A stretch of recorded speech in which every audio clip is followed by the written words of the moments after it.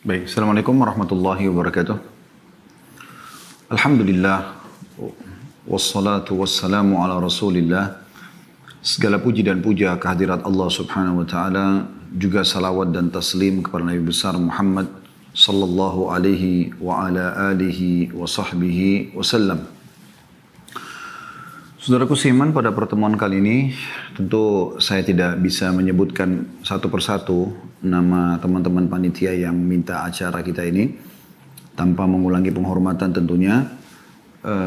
Tapi insya Allah kita coba lebih menghemat waktu untuk masuk ke tema kita. Dan judul tema kita ini sebenarnya sangat panjang teman-teman sekalian. Perjalanan atau kehidupan setelah kematian nanti. Tapi saya coba memberikan pendekatan makna supaya kita bisa memahami masalah ini. Yang pertama teman-teman sekalian berhubungan dengan masalah kematian. Mati ini adalah sebuah pintu yang semua orang akan masuk ke dalamnya.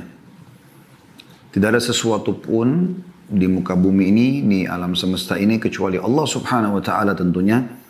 Yang ada di atas arsy-Nya, di singgasananya, di atas langit sana, terkecuali itu tentunya, semuanya masuk dalam firman Allah subhanahu wa ta'ala, A'udhu billahi minasyaitonir rajim, kullu nafsin za'iqatul maut. Semua yang bernyawa itu akan meninggal. Ya. Dan yang dianggap benda mati pun akan hancur dengan terjadinya kiamat.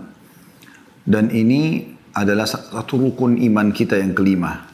Setelah iman kepada Allah, iman kepada malaikat, iman kepada kitab-kitab, iman kepada rasul-rasul, yang kelima adalah iman kepada hari kiamat. Dan hari kiamat ini satu paket beriman tentang prosesi kematian, bagaimana ruh keluar, orang beriman, orang kafir, kemudian setelah itu masuk ke alam barzah kuburan, kemudian setelah itu hari kebangkitan atau hari kiamat, yang kita sering ulang-ulangi di Al-Fatihah, Maliki Yaumiddin, Raja pemilik hari kebangkitan. Kemudian setelah itu ada timbangan amal, lalu kemudian ada tempat abadi surga bagi orang yang beriman dan patuh kepada Allah selama di dunia, dan semoga kita termasuk insya Allah ini. Dan ada tempat yang kedua, neraka abadi bagi orang-orang yang kafir dan membangkang. Tentu ada sebagian orang yang beriman yang masih banyak dosanya, yang akan dicuci dulu, dibersihkan dosa mereka di neraka, kemudian masuk ke dalam surga. Ya, kurang lebih seperti itu gambarannya. Tapi saya ingin bicara masalah kematian. Teman-teman sekalian, perlu kita sadarkan diri kita semuanya, terutama saya tentunya yang berbicara pertama, baru kemudian teman-teman yang mendengarkan. Kalau mati itu pasti kita lalui, tidak mungkin tidak. Sehebat apapun Anda menjaga kesehatan Anda, ya, setinggi apapun titel Anda, sebanyak apapun harta, saldo Anda di rekening, investasi Anda di sebuah perusahaan, sebanyak apapun keturunan Anda, atau Anda masih muda, bujang ataupun gadis, atau Anda masih anak-anak, semua bisa menghadapi kematian. Dalam sebuah hadis qudsi disebutkan, pada saat Allah SWT menciptakan Adam, lalu Allah memperlihatkan anak keturunannya. Dan di setiap anak keturunan Adam, di matanya sudah ditulis ajalnya, batas waktu umurnya. Jadi kita semuanya sedang menjalani itu saja, prosesi itu. Kita bisa lihat bagaimana kematian di depan mata kita. Berapa banyak orang yang kita kenal, dari orang tua kita, kerabat, dari teman-teman, dari tetangga, lingkungan kita, atau orang senegara dengan kita, atau orang bahkan di dunia ini, di negara-negara yang lain. Apalagi di masa pandemi Covid ini banyak sekali korban. Kita bisa lihat fenomena kematian itu terjadi. Hanya mungkin kita harus fahami dengan kacamata agama kita. Di dalam Islam, kematian itu bagi orang beriman adalah awal segalanya. Karena dengan mati, dia ibarat sebuah pintu, dia akan masuk kepada kehidupan yang abadi. Karena kehidupan akhirat ini semuanya adalah kehidupan abadi. Sudah nggak ada lagi kematian. Allah katakan dalam Al-Quran, La yadhukunal mauta illa mautatal ula. Orang yang sudah menuju ke akhirat, mereka tidak akan rasakan lagi kematian, kecuali kematian yang pertama saja. Dan pada saat terjadi beberapa syuhada, ya, meninggal di peperangan bersama Nabi SAW, Nabi SAW menyusun jenazah mereka sambil mengatakan, teman-teman kalian ini sedang berbicara dengan Tuhan kalian. Mereka minta agar dikembalikan ke dunia, agar mereka bisa berperang lagi. Ya, mereka bersedia untuk ditusuk lagi oleh musuh karena melihat begitu besarnya pahala dan balasan yang Allah berikan hanya karena mati di jalan Allah saja. Maka Allah SWT berfirman kepada mereka, sudah menjadi peraturanku kalian tidak akan pernah kembali lagi ke sana. Maka mereka mengatakan, kalau begitu ya Allah, ya sampaikan kepada saudara-saudara kami yang belum menyusul kami agar mereka jangan takut dan jangan bersedih. Hanya yang jadi masalah sekarang teman-teman sekalian, kematian bagi orang kafir, orang munafik, orang musyrik yang menyekutukan Allah Subhanahu wa taala dan mereka tidak bertaubat sebelum meninggal, dalam arti kata beriman kepada Allah Subhanahu wa taala dan beramal saleh, maka mereka akan menghadapi kematian sebagai sebuah penyesalan yang abadi. Ya, akhir segalanya bagi mereka. Kalau orang beriman awal segalanya. Ya. Dan teman-teman bisa lebih jauh insya Allah bisa mengikuti ceramah kami tentang ini di playlist YouTube Khalid Basalamah Official. Insya Allah ada kajian kitab At-Tadhkirah. Ya, itu yang tulis oleh Imam Qurtubi rahimahullah. Kita sudah panjang lebar menjelaskan tentang satu persatu prosesi kematian dan seterusnya. Tapi saya juga tetap akan berikan gambaran. Ini kata kunci tadi yang awal ya. Yaitu mati akan menjadi awal segalanya bagi orang-orang beriman. Ya, tidak ada sesuatu yang menyedihkan bagi mereka pada saat meninggal. Makanya para salafus saleh dulu, mereka kalau ada yang sedang sakit dan menghadapi kematian, maka teman-temannya datang sambil mengatakan berita gembira buat kamu. Orang mau meninggal lalu dikatakan berita gembira. Gitu. Maka tentu kita perlu tahu kenapa. Kenapa kok dia mengatakan berita gembira kepada temannya yang sakit keras, yang sedang mau menghadapi sakaratil maut. Maka terjelaskan setelah itu mereka mengatakan, maksudnya setelah apa yang mereka paparkan ya, mereka mengatakan karena sebentar lagi kau akan bertemu dengan Allah, kau akan bertemu dengan Rasulullah SAW, kau akan melihat surgamu. Karena memang dengan kematian kita baru mendapatkan apa yang Allah janjikan.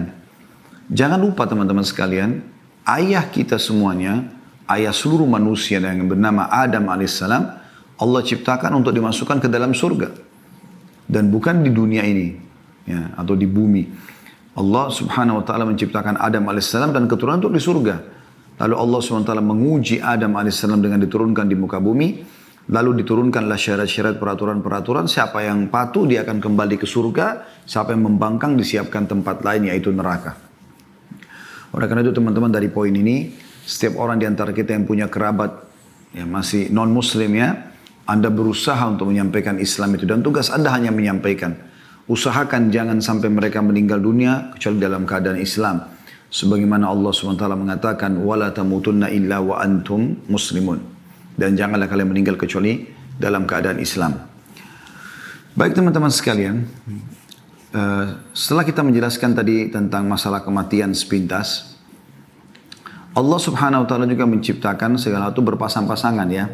Ini kurang lebih kerangka fikir poin keduanya supaya kita bisa membentuk kerangka fikir tentang apa bahasan kita. Allah menciptakan berpasang-pasangan maksudnya begini. Ada malam dan siang, ada muda dan tua, ada laki-laki dan perempuan, ada sehat dan sakit, ada muda dan tua ya. Ada terang dan gelap ya, ada benar dan salah ya. Ini berpasang-pasangan, ada kanan, ada kiri ya.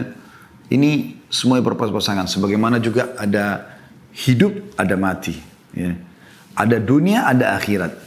Nah, ini sebuah rangkaian teman-teman.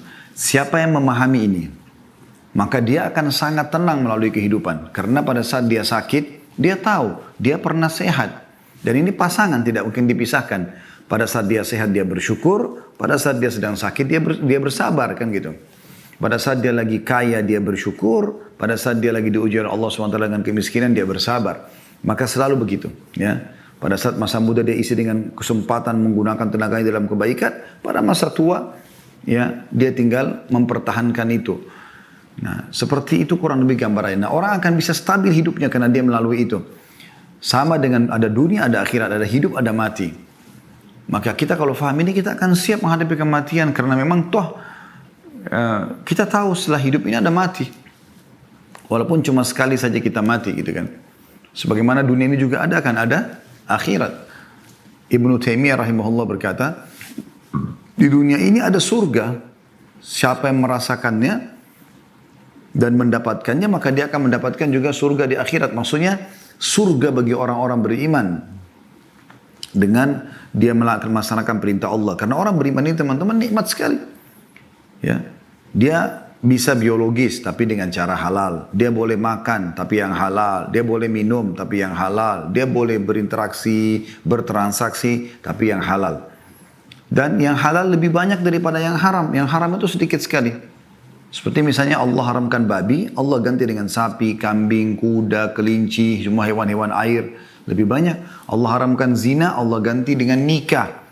Ya, sama-sama pelampiasan biologis, tapi ini namanya harum, anaknya jelas statusnya, biologisnya juga nikmat karena dia dalam kondisi tenang. Beda dengan zina yang semua diikuti dengan ketakutan-ketakutan dan seterusnya. Pada saat Allah haramkan khamar, Allah halalkan susu, madu, sirup, air putih, banyak yang lainnya. Jadi sebagai ujian. Nah, orang beriman itu sebenarnya menikmati dunia ini dan menjadi surga bagi dia.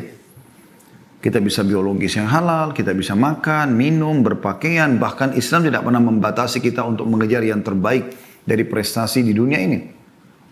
Tapi semua itu kita tunggangi untuk mendapatkan yang terbaik di akhirat. Dan tidak melupakan kalau akhirat adalah target utama. Ya. Baik, berbicara kematian tidak akan pernah luput dari masalah akhirat tentunya ya. Kita coba membahas tentang masalah dunia dan akhirat ini teman-teman sekalian. Beranjak daripada surah Al-Qasas, surah nomor 28, ayat 77. Saya berharap teman-teman bisa membuka ayat ini supaya kita tadabburi bersama-sama. Sekali lagi, surah Al-Qasas, surah nomor 28, ayat 77. Semoga Anda sudah buka tentunya. Allah Subhanahu wa taala berfirman, A'udzubillahi minasyaitonirrajim. Wabtaghi fima ataqallahu ad-daral akhirah wa la tansa nasibaka minad dunya wa ahsin kama ahsanallahu ilaik wa la tabghil fasada fil ard innallaha la yuhibbul mufsidin. Dan carilah apa yang telah Allah anugerahkan kepadamu dari kebahagiaan negeri akhirat. Kejar semua di akhirat. Surga, bidadari, bidadara, istana, buah-buahannya, pakaian sutranya. Kejar semua itu. Dan teman-teman kalau mau lebih jauh tentu saya tidak bisa bahas semua ini ya. Karena dalam 1 jam ini tidak mungkin kita padatin semua. Saya kasih kerangka-kerangka atau pokok-pokok dasarnya. Tapi Anda bisa kembali ada kajian saya di YouTube membahas buku ini. Rasulullah SAW bercerita tentang surga dan neraka. Ini sekitar 30 pasal sekian surga, 30 pasal sekian neraka. Ini ada bahasan sendiri. Ya. Dan setiap pasal itu bisa dilewatkan satu pertemuan. Artinya ini bisa 60, 50, 60 kali pertemuan. Ya. Baik teman-teman sekalian, Allah mengatakan kejarlah apa yang Allah janjikan di akhirat sana. Itu target utama seorang muslim. Targetnya adalah akhirat, bukan dunia. Dan jangan kamu lupakan bagianmu dari kenikmatan dunia. Selama halal nikmati. Islam tidak pernah melarang itu. Anda berpakaian yang bagus, punya kendaraan yang bagus, Anda punya pekerjaan yang bagus, semuanya. Ya. Dan berbuat baiklah kepada orang lain sebagaimana Allah telah berbuat baik kepadamu. Selama kau di dunia, berbuat baiklah. Dan janganlah kamu berbuat kerusakan di muka bumi. Ya, jangan mengacaukan, membuat keonaran dan segala macam. Buat kemaksiatan. Sesungguhnya Allah tidak menyukai orang-orang yang berbuat kerusakan. Ya, tapi saksi bahasan kita adalah potongan pertama ayat. Jangan kamu lupakan bagian, kejarlah apa yang Allah janjikan di akhirat nanti dan jangan lupakan bagianmu dari dunia. Baik teman-teman sekalian, seorang muslim di poin yang ketiga yang saya ingin bahas, dianjurkan agar selalu mengisi waktu yang terbatas di dunia dengan amal-amal saleh untuk dia bawa ke akhirat sana. Coba kita dengarkan teman-teman sekalian bagaimana Umar bin Abdul Aziz rahimahullah. Kita dengarkan dulu ayat Al-Quran ya. Kita coba tadabburi ayat Al-Quran yang juga Allah menjelaskan kalau dunia ini kita lalui iya. Kita kejar prestasi terbaik iya. Tapi untuk akhirat ya. Supaya nanti kita panen di sana. Setiap kali orang selalu hubungkan pekerjaannya, interaksinya dengan akhirat. Maka dia akan tentram. Ya. Sekarang contoh misalnya. Suami menasihati istrinya. Kalau dia targetnya adalah mengejar pahala yang dia akan panen dari Allah di akhirat nanti. Dengan cara menasihati istrinya, atau istri pada suami, atau orang tua pada anak, atau anak pada orang tua, atau teman dengan teman, atasan sama bawahan, bawahan sama atasan, masyarakat dengan pemimpin, pemimpin para masyarakatnya, semua saling mengejar apa yang dijanjikan di akhirat, akan indah sekali kehidupan itu. Karena setiap orang akan berusaha memberikan yang terbaik. Karena dengan baiknya orang itu, semenjak dia jadi baik, dia patuh kepada Allah beramal saleh, kita akan panen pahalanya. Ya. Dan itu yang diwasiatkan Nabi SAW kepada Ali bin Abi Thalib pada saat beliau ya ingin menyerang membawa pasukannya menyerang benteng Khaybar orang-orang Yahudi. Beliau mengatakan, hai Ali, ketahuilah, kalau kau menjadi penyebab satu orang dapat hidayah, dapat petunjuk, maka kau akan mendapatkan lebih baik daripada humurun ni'am. Humurun ni'am itu nikmat terbesar ya, yang buat orang senang di muka bumi ini. Pada saat itu digambarkan dengan unta betina yang sudah memerah badannya atau besar gitu ya. Allah berfirman dalam surah Mu'min ayat 39. Surah Mu'min ayat 39. Kalau Anda mau buka juga silahkan. Potongan ayat di situ Al-Mu'min 39. Potongan ayatnya ada di situ. A'udzubillahi minasyaitonirrajim. Innama hadhil hayatud dunya mata'un wa innal akhirata hiya darul qarar. Sesungguhnya kehidupan dunia ini hanya kesenangan sementara. Artinya pupuk untuk bawa ke akhirat. Dan sesungguhnya akhirat itu negeri yang kekal. Negeri yang abadi. Di dunia ini kalau ada seseorang yang sudah meninggal dunia, teman-teman sekalian, kita kehilangan, dia masuk kuburan, kemudian kita masih hidup di dunia ini. Kita kehilangan interaksi sama dia di dunia ini. Tapi kita akan, orang yang beriman tentang akhirat tahu ini akan ketemu bersama dengan dia. Akan bersama dengan dia. Kita semua akan ketemu dengan seluruh manusia. Bahkan Nabi Adam AS. Bukan cuma ayah, kakek atau nenek kita ke atas. Sampai ke Nabi Adam AS kita akan ketemu. Dengan para nabi-nabi yang pernah kita dengar kisahnya dalam Al-Quran, kita akan ketemu dengan mereka. Cuma memang yang penting adalah bagaimana tiket Anda sama dengan orang-orang beriman. Iman dengan amal soleh akan ke surga bersama mereka. Kalau kufur, pembangkangan, kemunafikan, kemusyrikan akan ke neraka bersama dengan orang-orang yang membangkang. Fir'aun dan grup-grupnya tentunya. Nabi SAW menggambarkan tentang bagaimana seorang mukmin selalu menjadikan akhirat sebagai targetnya. Dunia dia lalui, iya. Nabi SAW menikah. Nabi SAW punya anak, punya cucu. Nabi SAW punya bisnis, berbisnis. Nabi SAW menjadi pemimpin, ya. Nabi SAW juga berinteraksi dengan masyarakat, anak kecil, orang tua, laki-laki, perempuan, seperti itu. Dan beliau mengingatkan kepada kita semua dalam hadisnya yang diriwayatkan oleh Tirmidzi, Ibnu Majah, Al-Hakim juga meriwayatkan dan ini disahihkan oleh Syekh Albani rahimahumullah semuanya. Kata Nabi SAW, mali walid dunya innama mathali wa mathalud dunya kamathali rakibin qala fi dhilli syajaratin thumma raha wa tarakaha. Aku sama sekali tidak memiliki keakraban dengan dunia. Perumpamaanku dengan dunia bagaikan seseorang yang berada dalam perjalanan. Dia beristirahat di bawah sebuah pohon rindang, lalu dia pergi dan meninggalkannya.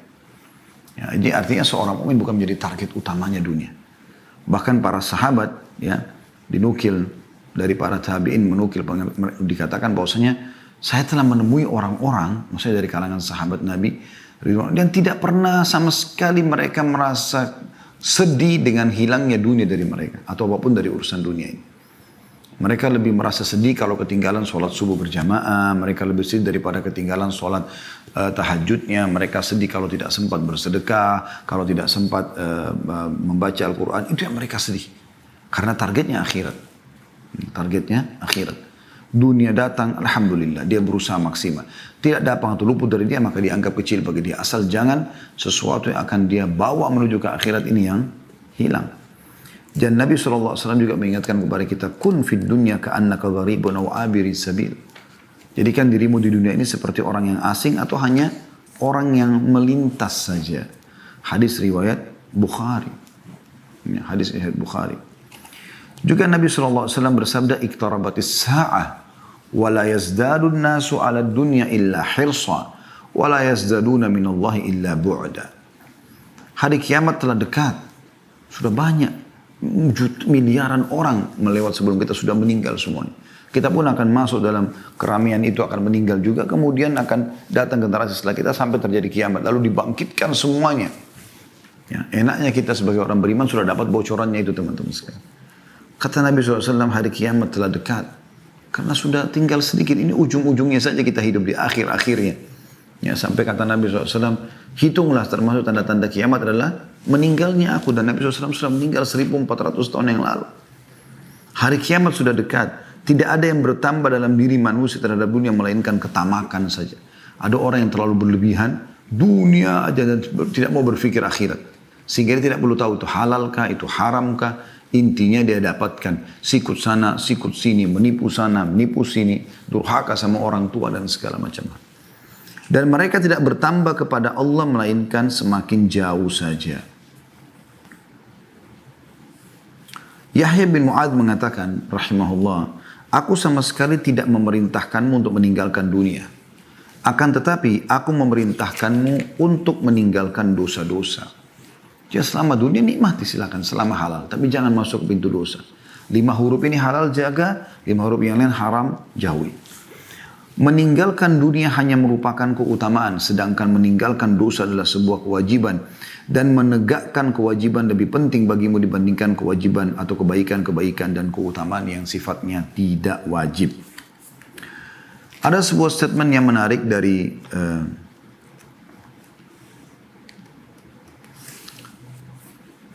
Umar bin Abdul Aziz rahimahullah. Beliau pernah mengatakan dalam salah satu khutbahnya ya, ceramahnya, beliau mengatakan sesungguhnya dunia bukanlah tempat menetap untuk kalian. Ini prinsip orang muslim. Kita bukan di sini tempat kita. Kita ini semua anak-anak akhirat. Kita akan menuju ke surga yang memang dasarnya ayah kita Adam alaihissalam diciptakan untuk itu. Insya Allah kita termasuknya. Sesungguhnya dunia bukanlah tempat menetap untuk kalian.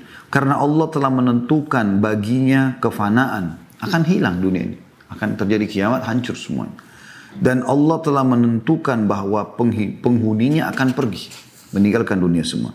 Berapa banyak bangunan yang sangat kokoh menjadi roboh hanya dengan sedikit sebab. Gempa dan yang sejenisnya. Berapa banyak penghuninya yang bersenang-senang di dalamnya lenyap hanya dengan sedikit sebab. Banyak cuplikan di YouTube ya. Lagi joget-joget mati. Lagi duduk di pinggir pantai kena tsunami. Terjadi gempa, hancur segala macam.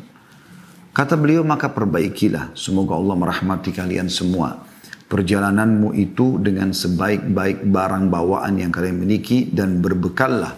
Dan sesungguhnya sebaik-baik bekal adalah takwa. Maksudnya kepatuhan kepada Allah. Allah perintahkan kerjakan, Allah larang jauhi. Dan ketika dunia ini bukanlah tempat menetap bagi seorang mukmin dan bukan pula tanah airnya yang hakiki, maka seyogyanya ia di dunia ini berada dalam satu keadaan di antara dua keadaan, yakni sebagai orang asing yang singgah di sebuah negeri yang di dalam benaknya hanyalah berbekal untuk kembali ke tanah airnya, dan atau yang kedua, bagaikan seorang musafir yang sama sekali tidak singgah, siang dan malam hanya diisi dengan perjalanan menuju tempat tujuan, atau yang dimaksud sini adalah akhiratnya. Ya, akhiratnya. Jadi ini sebuah statement yang menarik ya. Beliau mengatakan dalam khutbah yang lain juga, setiap perjalanan membutuhkan bekal, maka bekalilah diri kalian dengan takwa untuk perjalanan dari dunia menuju akhirat. Jadilah seperti orang yang benar-benar diancam dengan siksa Allah sehingga kalian merasa takut dan berharap. Dan janganlah merasakan tenggang waktu yang masih panjang sehingga hati menjadi keras dan akhirnya kalian tunduk kepada musuh. Karena sungguhnya panjang angan-angan bagi orang yang tidak tahu bahwa dia tidak akan menemukan waktu sore ketika dia berada di waktu pagi, dan bagi orang yang tidak tahu bahwa dia tidak akan menemukan waktu pagi ketika dia berada di waktu sore. Padahal kematian sebenarnya telah ditetapkan baginya pada waktu itu. Teman-teman yang ikuti acara kita ini, saya ingin berbagi teman-teman sekalian. Apa yang menjamin sekarang saya dan Anda? Saya mungkin di ruangan ini, Anda mungkin di tempat Anda masing-masing. Seseorang di antara kita tiba-tiba melihat malaikat maut. Dan itu pasti terjadi. Tidak mungkin tidak.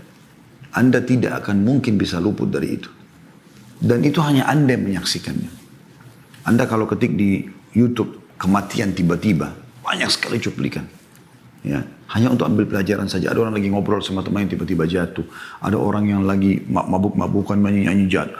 Ada juga orang yang lagi ceramah meninggal. Orang baik, orang jahat semua akan mati. Bahkan orang nabi-nabi pun sudah meninggal. Dan pada saat itu teman-teman, kita udah nggak bisa buat apa-apa. Pada saat malaikat maut itu datang, kita nggak bisa buat apa-apa. Yang ada cuma penarikan ruh. Apa kata Nabi SAW? Kalau orang beriman akan melalui kematian, maka akan datang kepadanya 3 sosok malaikat. Satu malaikat maut di ubun-ubun kepalanya, dua malaikat kasih sayang di kiri kanannya, membawa kain kafan dari surga. Kemudian malaikat maut akan mengatakan, hai jiwa yang baik, keluarlah kepada rahmat dan karunia Tuhanmu. Maka roh itu keluar dengan sangat cepat seperti air dari mulut kendi. Belum sesaat keluar, dipegang oleh malaikat rahmah kasih sayang tadi, lalu dibungkus dengan kain dari surga, lalu dibawa ke langit, menembus 7 lapis langit, menghadap kepada Allah Subhanahu Wa Taala. Ya. Kemudian setiap malaikat yang dilewati oleh roh tersebut bertanya kepada malaikat yang membawanya, siapa ini? Roh siapa ini? Karena mengeluarkan bau lebih wangi dari kasturi, dari bau kasturi. Semoga kita insya Allah termasuk itu. Maka malaikat rahmah mengatakan, Fulan bin Fulan, namanya yang paling baik di dunia. Ini penyampaian Nabi SAW, bukan penyampaian saya. Ya, ini wahyu yang diberikan bocorannya kepada kita. Bagaimana prosesi orang kalau meninggal itu. Maka malaikat-malaikat mengatakan, semoga Allah membiarkan ruh ini lewat di sisi kami karena wanginya. Lalu terdengarlah suara dari langit mengatakan, catatkan hambaku ini termasuk penghuni surga, kembalikan dari dunia karena di sana saya ciptakan, di sana pula saya akan bangkitkan. Maka dikembalikan ruhnya bersamaan dengan jasadnya diantar oleh para kerabatnya atau tetangga-tetangganya. Pas tiba di kuburan dimasukkan, kata Nabi SAW, 3 langkah mereka pulang, dia masih bisa mendengarkan suara sendalnya. Kemudian ya datanglah 2 malaikat Munkar dan Nakir menundukkannya lalu menanyakan, siapa Tuhanmu, siapa Nabimu, apa kitabmu. Mungkin Anda sudah sering dengar cerita orang-orang tua kita dan guru-guru ngaji kita waktu kecil masalah ini ya. Dan ini benar terjadi. Nabi SAW sampaikan dalam hadis sahih. Lalu menanyakan kepadanya, siapa Tuhanmu, siapa Nabimu, apa kitabmu. Kalau dia orang beriman, kata Nabi SAW, maka dia masuk dalam firman Allah, yuthabbitullahu alladhina amanu bil qawli tsabit fil hayatid dunya wa fil akhirah. Allah akan menetapkan di lisan orang-orang beriman untuk bisa menjawab. Selama di dunia, kenapa kau sholat, kenapa kau puasa, kenapa kau gini. Dia punya jawaban, ada dalilnya. Ya, dan di akhirat, maksudnya di alam barzah, di kuburan, dia akan bisa menjawab pertanyaan malaikat tersebut. Setelah dia jawab, Tuhanku Allah, Nabiku Muhammad, kitab Al-Quran, maka dibukakan baginya pintu neraka. Api, panas, yang bau yang tidak sedap. Dia ketakutan, kata malaikat, lihat dari apa Allah selamatkan dirimu. Ditutup, dibuka pintu surga, terciumlah padanya wangi-wanginya. Dan dia kagum, malaikat mengatakan ini tempat kau sekarang. Maka dia pun berdoa kepada Allah mengatakan, kata Nabi SAW ini ya, kata Nabi Muhammad SAW, dia berdoa mengatakan, ya Allah cepatkan waktu karena aku ingin masuk ke dalam surgaku. Lalu kemudian datang di sebelahnya orang yang tampan, wangi, bersih. Dia kagum, maka orang itu mengatakan, saya adalah amal soleh yang akan menemani kau sampai hari kiamat. Lalu terdengar suara mengatakan, bentangkan kuburan hambaku ini seluas pandangan matanya. Mungkin kalau kita lihat orang yang masih hidup ini, kita lihat kuburan cuma yang lahat 1 kali 2 meter saja. Tapi ya, yang sebenarnya adalah lebih daripada itu. Orang beriman lebih luas dari pandangan matanya. Lalu dibukakan, hamparkan permadani dari surganya. Maka terciumlah baginya bau surga tersebut dan dia menikmatinya walaupun dia belum bisa masuk ya. Maka jadilah kuburannya taman dari taman surga. Semoga ya Allah kita termasuk ini semua. Kemudian sebaliknya kalau orang kafir meninggal dunia wa na'udzubillah, maka datang kepadanya 3 sosok malaikat. 1 malaikat mau diubun-ubun kepalanya, 2 malaikat penyiksa di kiri kanannya membawa kain kafan dari neraka. Kemudian malaikat maut dengan marah mengatakan, keluar hai jiwa yang busuk, keluarlah kepada kemurkaan Tuhanmu. Maka ruhnya berantakan di tubuhnya, tidak mau keluar. Lalu malaikat maut mencabut, menarik dengan keras, kata Nabi SAW, sampai roh itu tercabut, ibaratnya seperti bulu domba yang dibasahkan, dililitkan di pohon berduri, kemudian ditarik dengan keras. Bagaimana berantakannya bulu itu, seperti itulah ruhnya. Belum sesaat keluar, maka malaikat pun membungkusnya dengan kain kafan dari neraka. Baru naik ke atas langit, belum buka pintu langit pertama, masih baru mau meminta izin malaikat yang membawanya. Malaikat atas langit mengatakan, siapa orang ini? Ya, karena keluar bau yang lebih busuk daripada bau bangkai, kata Nabi SAW. Maka berkatalah para malaikat di langit, semoga Allah tidak membuat lewat di sisi kami. Semoga Allah tidak membuat lewat di sisi kami. Kemudian setelah itu terdengar suara dari langit mengatakan, setelah orang malaikat yang membawanya mengatakan Fulan bin Fulan, namanya Fulan bin Fulan, malaikat yang di langit mengatakan semoga Allah tidak buat lewat di sisi kami. Dan ini disebutkan nama paling buruknya di dunia ya. Kemudian terdengar Allah berfirman subhanahu wa ta'ala, catatkan hambaku ini termasuk penghuni neraka, karena di sana dan kembalikan di dunia, di sana saya ciptakan, di sana pula saya bangkitkan. Lalu diantar ruhnya bersamaan jasadnya dimasukkan ke dalam liang lahat. 3 langkah pengantarnya pulang, dia masih bisa dengar suara sendal, setelah itu sudah tidak lagi. Lalu malaikat mungkar nakir datang mendudukkan dia, lalu menanyakan siapa Tuhanmu, siapa nabimu, apa kitabmu. Walaupun teman-teman hafal mati jawabannya ini, maka dia akan masuk dalam hadits ini. Kata Nabi SAW, dia akan mengatakan, innama aqulu kama kana yaqulun nas. Saya nggak tahu, saya cuma ikut-ikut dulu orang bilang apa. Gitu. Nah, akhirnya setelah itu dibukakan baginya pintu surga. Dia lihat permadani, buahannya, pelayannya indah sekali, baunya wangi. Lalu dia gembira, tapi kata malaikat, lihat dari apa kau haramkan dirimu. Harusnya kau bisa masuk sini, tapi kau sendiri yang buat ini. Ditutup, dibuka pintu neraka. Panasnya, bau busuknya, segala macam. Kata malaikat, ini tempat kau. Tidak bisa kau lari dari sini. Maka dia pun mengatakan, ya Allah jangan cepatkan waktu karena aku tidak ingin masuk ke nerakaku. Lalu datang di sebelahnya orang yang busuk tampangnya, menakutkan. Lalu kemudian dia mengatakan, siapa kamu ini? Kata orang tersebut, saya amal burukmu, dosamu yang akan menemani kau sampai hari kiamat. Na'udzubillah. Kemudian Allah utus, dalam penutup riwayat Bukhari disebutkan, Allah utus malaikat yang tidak punya penglihatan dan pendengaran yang membawa sebuah besi, yang kalau besi itu seluruh jin dan manusia bersatu untuk membalikkan, mereka tidak akan mampu. Lalu dihantamkan ke orang ini sehingga dia hancur, lalu diutuhkan kembali, dihantam lagi, begitu terus sampai hari kiamat.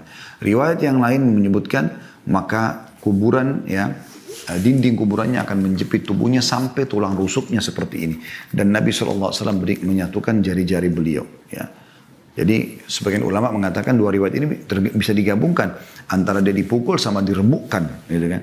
Begitu terus sampai hari kiamat, maka jadilah kuburannya lubang dari lubang neraka. Ada sebuah riwayat juga atau athar menyebutkan pada saat dia dipukul dia teriak dan semua makhluk Allah mendengarkan kecuali jin dan manusia. Dan kalau mereka mendengarkan mereka akan meninggal seketika. Saudaraku seiman, hal-hal seperti ini adalah hal imaniyah, masalah keimanan. Dan ini kalau Anda membuka hati Anda dengan keimanan, Anda bisa merenungi tentu hal-hal seperti ini. Kalau Anda hadir di pengajian kita ini bukan dengan keimanan, maka mungkin Anda tidak akan tersentuh dengan hal seperti ini. Syukurlah teman-teman sekalian kita dapat bocorannya seperti ini. Dan tidak ada ruginya Anda mengambil informasi ini. Tidak ada rugi sama sekali.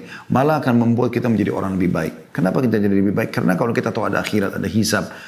Agama ini sebenarnya teman-teman menyuruh kita jadi orang baik kan gitu. Kita disuruh jujur, amanah, tanggung jawab, bakti sama orang tua, jenguk orang sakit, menyenangkan orang, apalah, berbuat baik, bersedekah dan seterusnya. Dan semua punya keutamaan-keutamaan yang akan kita bawa ke akhirat. Dan kita dilarang bohong, menipu, gunjing, fitnah, mukul, caci maki, apalah, mencuri, dilarang semuanya, mengganggu orang dan diancam dengan ancaman yang berat. Jadi sebenarnya Anda kalau menjadi orang yang agamis dan Anda faham masalah ini, Anda menjadi orang yang baik. Karena memang agama memandu kita untuk itu. Apalagi Anda hubungkan ini semua dengan akhirat, itu luar biasa. Kehidupan Anda akan sangat mudah ya Anda lalui tentunya. Baik teman-teman sekalian, itu gambaran lebih dalam tentang masalah bagaimana prosesi kematian. Ya. Saya masih ingin menitik beratkan sebuah hadis tentang bagaimana seorang mukmin boleh berprestasi di dunia. Tapi ingat, prestasinya yang halal. Dan usahakan Anda selalu hubungkan dengan akhirat. Apa kata Nabi SAW? Innamad dunya li arba'ati nafar. Dunia ini penghuninya ada 4 saja. Ya, 4 golongan gitu. Abdun razaqahullahu malan wa ilman. Fahuwa yattaki fihi rabbah. Wa yasilu fihi rahimah. Wa ya'lamu lillahi fihi haqqa. Fahadha bi afdalil manazil. Golongan yang pertama, dan ini yang paling terbaik, semoga kita termasuk dalamnya insya Allah, adalah seorang hamba yang Allah karunia dia harta dan ilmu. Malan wa ilman. Kemudian dia bertakwa kepada Allah di keduanya. Maka dengan harta dan ilmu itu dia melanjutkan hubungan silaturahim. Dan dia mengetahui hak-hak Allah di situ. Dia bersedekah, dia zakat, ya, dia bersyukur. Maka ini adalah yang paling afdal di antara 4 golongan ini. Golongan kedua, wa abdun razaqahullahu ilman walam yarzukhu mala. Seseorang hamba yang Allah karunia ilmu tapi belum dikasih harta. Pintar ilmu agama tapi dia miskin. Fahuwa sadikun niyah, tapi dia ikhlas niatnya. Dia tulus menerima keadaannya itu. Fayaqul, kemudian dia berkata pada saat melihat tadi golongan yang pertama, yang Allah karunia ilmu juga harta. Dia sibuk bersedekah, bangun masjid, bangun rumah anak yatim, segala macam, bantu, segala macam bantuan selalu diikuti sama dia. Demi untuk mengejar akhiratnya. Golongan kedua mau buat, tapi nggak ada duitnya. Dia cuma punya ilmu. Apa kata Nabi SAW? Yang penting dia ikhlas nih. Lalu dia berkata, Lau anna li malan la amiltu bi amali fulan, fahuwa biniyatihi fa ajruhu ma sawa. Dia bilang kalau seandainya saya dikarunia oleh Allah harta seperti orang itu dan dia tulus betul-betul memang kalau ada nanti dia akan lakukan, maka dia yang kedua ini dengan niatnya akan mendapatkan pahala yang pertama. Walaupun dia tidak bangun masjid, walaupun tidak bangun anak yatim, tapi memang dia tidak punya duit. Kalau ada betul dia akan lakukan. Ini golongan yang kedua. Jadi orang yang justru bisa mengejar pahala orang-orang yang sudah berbuat baik, tapi dengan niatnya, karena dia tidak mampu melakukannya. Masuk juga misalnya orang lumpuh, dia berharap kalau dia tidak lumpuh dia ke masjid. Dia berharap kalau dia mampu dia pergi haji, dia pergi jihad. Nah ini semua masuk dalamnya. Kemudian golongan yang ketiga, yaitu wa abdun razaqahu Allahu malan wa lam yarzuqhu ilman.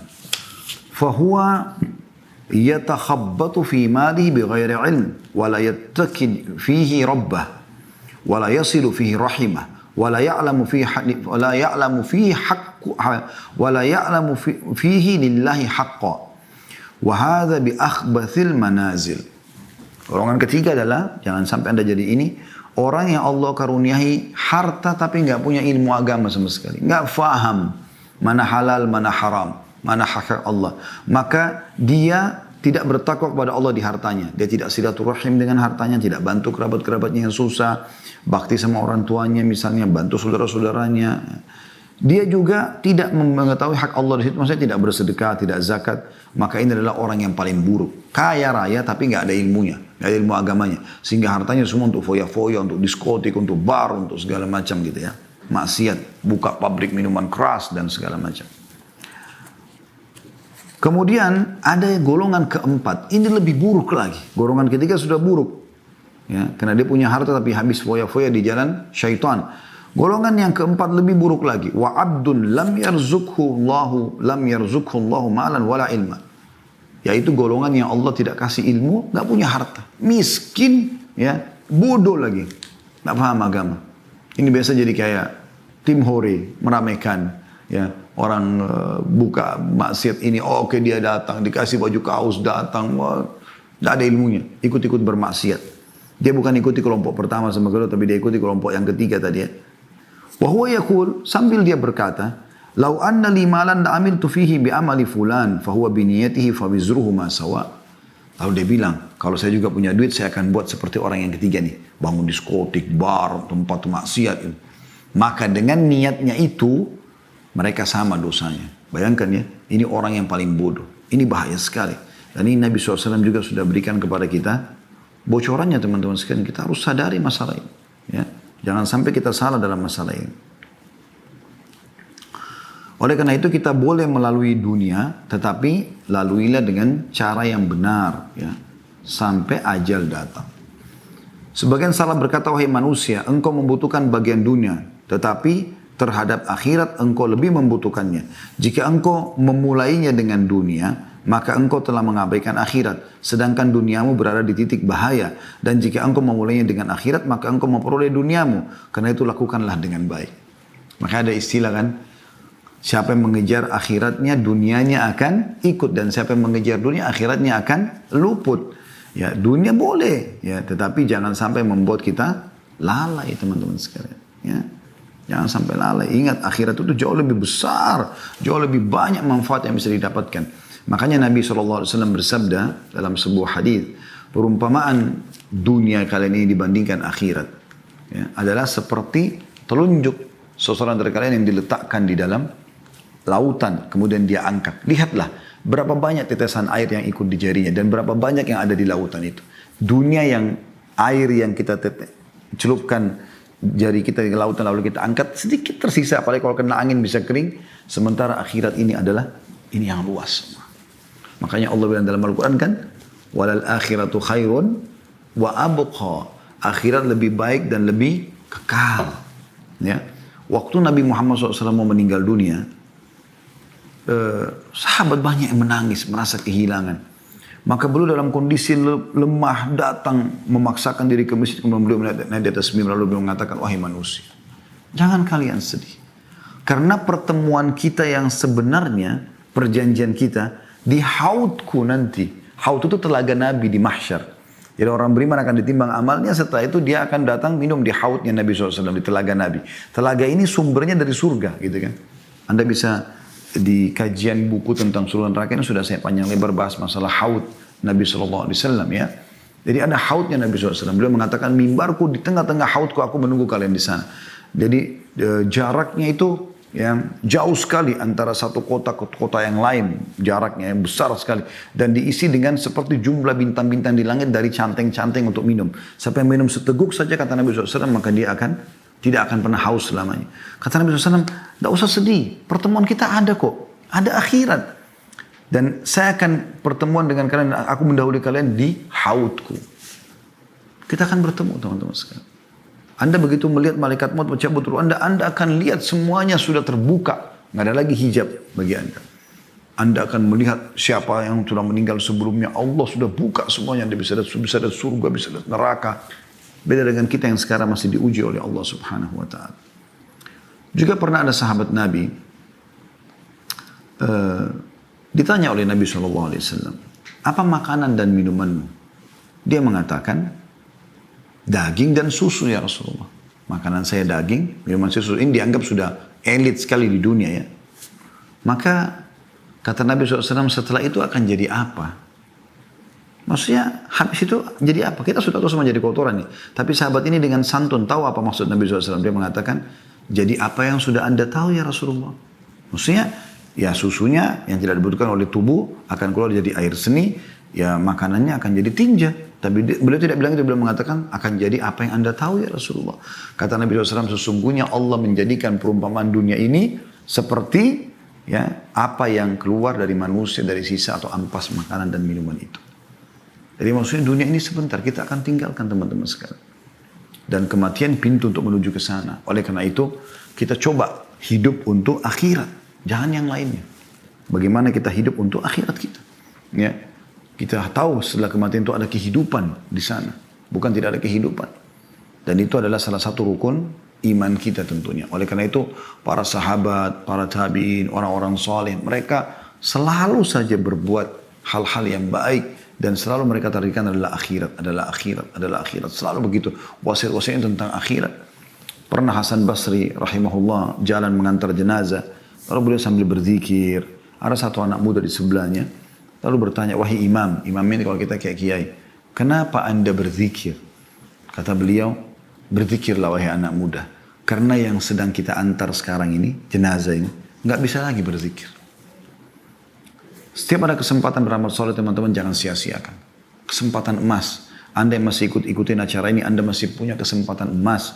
Selama Anda hidup walaupun cuma sehari lagi, itu adalah kesempatan emas untuk beramal soleh, menambah amal Anda. Jangan sia-siakan. Pernah Talha bin Ubaidillah rahimahullah mimpi, kebetulan ada 3 orang dari suku Uzrah masuk Islam, 3-3-nya. Kemudian Nabi SAW menawarkan siapa yang mau menaungi 3 orang ini. Tinggal di rumahnya. Kata Talha, saya ya Rasulullah. Kebetulan Talha bin Ubaidillah orang kaya. Salah satu dari 10 sahabat yang jamin masuk surga. Kata Talha, terjadi peperangan di zaman Nabi SAW. Dalam kisah ini tidak disebutkan peperangan yang mana. Lalu salah satu dari 3 ini ikut berperang lalu mati syahid. Beberapa waktu setelah itu, ikut lagi orang yang kedua dari mereka. Perang mati syahid juga. Sebulan setelah itu meninggallah, atau beberapa hari setelah itu meninggallah orang yang ketiga, tapi mati di atas ranjang, bukan mati di medan perang. Kata Talha bin Ubaidillah, saya mimpi Allah perlihatkan saya surga, gitu kan? Dan saya diperlihatkan yang pertama masuk surga, yang paling depan adalah orang yang mati di atas ranjangnya. Lalu di belakangnya adalah orang yang mati syahid yang kedua, lalu yang paling belakang adalah orang yang pertama mati syahid. Kata Talha, saya pun kagum dengan itu. Maksudnya Talha mungkin berpikir yang paling layak di depan mungkin orang yang mati syahid pertama, karena pertama berkorban di jalan Allah gitu ya. Maka aku pun menanyakan itu kepada Nabi SAW. Kata Nabi SAW, wahai Talha, bagaimana bisa kau heran? Sementara yang meninggal tadi, ya, yang meninggal lebih lama itu maksudnya yang meninggal walaupun bukan mati syahid, sempat sholat sekian lama, sempat melakukan ibadah-ibadah, riwayat lain sempat mendapatkan Ramadan. Ya. Jadi kalau Allah masih kesempatan Anda, memberikan kesempatan Anda walaupun cuma sehari, itu sudah luar biasa. Kalau ada orang seumur dengan Anda atau tahunnya sama atau tanggal lahirnya sama, ini sudah meninggal dunia, Anda masih hidup, Anda masih diberikan kesempatan. Luar biasa, jangan sia-siakan. Teman-teman, demi Allah, seseorang yang meluputkan amal-amal soleh yang dia punya kesempatan, dia berharap kembali ke dunia dan memperbaiki masalah itu. Dia berharap nanti kalau meninggal, balik kembali ke dunia, sujud sekali kemudian dia meninggal dunia. Karena pentingnya dengan amal soleh itu, atau butuhnya dengan amal soleh. Yang lalu-lalu kita tidak bahas, tapi ke depannya kita harus perbaiki masalahnya teman-teman sekalian. Bagaimana kita selalu punya persiapan yang terbaik untuk yang kita bawa menuju ke akhirat sana. Ya. Ini penting, dan ingat hadis Nabi SAW sebagai penutup, dan kita buka pertanyaan setelah ini. Kalau orang atau anak Adam meninggal dunia akan ikut ke kuburan, 3. Hartanya, keluarganya, amalnya. Dan akan pulang 2. Akan pulang hartanya. Mobil Alphard Anda, mobil Ferrari Anda paling jauh diparkir di pagar kuburan. Tidak mungkin masuk ke liang lahat. Akan pulang jadi warisan. Keluarga, istri sayang sama istri suaminya atau suami sayang sama istrinya. Apa yang terjadi? Paling jauh di atas kuburan. Ya. Setelah itu nggak mungkin dia nginap, dia akan pulang. Dia bisa menikah lagi sama orang lain dan seterusnya. Yang tinggal adalah amal. Nah ini yang sering kita lalaikan. Ya sholat kita, ya puasa kita, ya ibadah kita. Yang sebenarnya akan menemani kita. Anda kalau sedang melakukan satu ibadah teman-teman, yakinlah ibadah ini akan kita temukan hasilnya. Bukankah Allah SWT mengatakan, وَمَنْ يَعْمَلْ مِثْقَالَ ذَرَّةٍ خَيْرًا يَرَهُ. Siapa yang berbuat seperti biji sawi dari kebaikan dia akan lihat, diperlihatkan untuknya. وَمَنْ يَعْمَلْ مِثْقَالَ ذَرَّةٍ شَرًّا يَرَهُ. Siapa yang berbuat seperti biji sawi dari keburukan dia juga akan diperlihatkan, aku akan lihat. Maka kita harus sadari masalah ini. Jangan sia-siakan peluang amal soleh dan tutup semua peluang-peluang berbuat dosa semaksimal mungkin. Kalau Anda pernah lakukan, Anda bertobat kepada Allah Subhanahu wa Ta'ala.